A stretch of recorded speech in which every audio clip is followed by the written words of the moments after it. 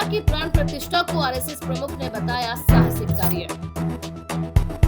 22 जनवरी को अयोध्या राम मंदिर में रामलला की मूर्ति की प्राण प्रतिष्ठा की गई। यह दिन हर भारतीय को याद रहेगा।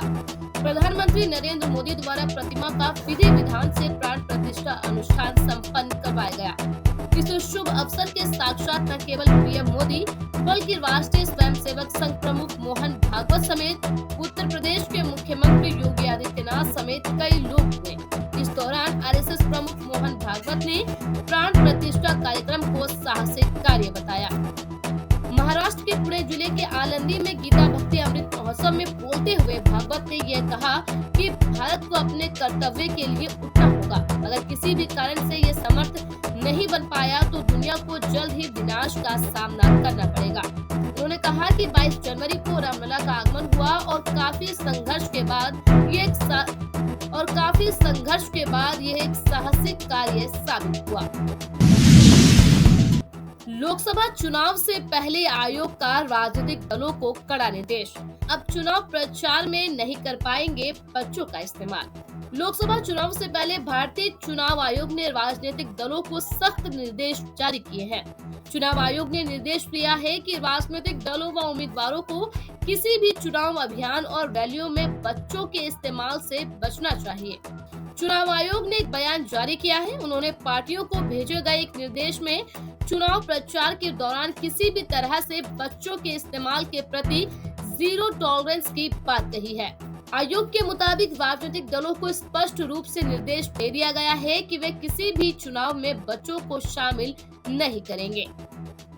साथ ही रैलियों, नारे लगाने, पोस्टर वितरित करने सहित अभियान से भी बच्चों को दूर रखेंगे।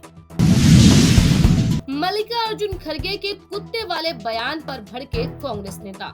कांग्रेस अध्यक्ष मल्लिकार्जुन खड़गे द्वारा पार्टी कार्यकर्ता की तुलना कुत्ते से किए जाने पर अब आचार्य प्रमोद कृष्णम ने तीखी प्रतिक्रिया दी है। उन्होंने मल्लिकार्जुन खड़गे के कुत्ते वाले बयान की आलोचना की है। प्रमोद कृष्णम ने मल्लिकार्जुन खड़गे का सोशल मीडिया प्लेटफॉर्म एक्स पर एक वीडियो शेयर करते हुए उन पर निशाना साधा है। उन्होंने लिखा, कार्यकर्ता कुत्ता नहीं होता, कर्मठ और कर्मवीर होता है। माननीय अध्यक्ष जी, ये बात कड़वी जरूर है लेकिन सच है। बीमार पत्नी से मिलने के लिए मनीष सिसोदिया को मिली बड़ी राहत।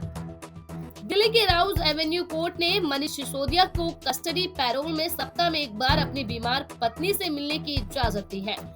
बैठक के दौरान डॉक्टर भी उनसे मिलेंगे। ये व्यवस्था अगले आदेश तक जारी रहेगी। कोर्ट ने उनकी नियमित जमानत पर सुनवाई 12 फरवरी को दोपहर 2 बजे तय की है। बता दें कि इससे पहले कोर्ट ने उनकी न्यायिक हिरासत 22 फरवरी तक के लिए बढ़ा दी थी। अब झारखंड में चंपई सरकार, विधानसभा में हासिल किया बहुमत। हेमंत सोरेन की गिरफ्तारी के बाद से झारखंड में चल रहे सियासी उथल पुथल का दौर आखिरकार थम गया है। सियासी रस्साकशी के बीच चंपई सोरेन की सरकार सदन में बहुमत साबित करने में सफल हो गई। उनके पक्ष में कुल 47 वोट पड़े जबकि विपक्ष में 29 वोट पड़े।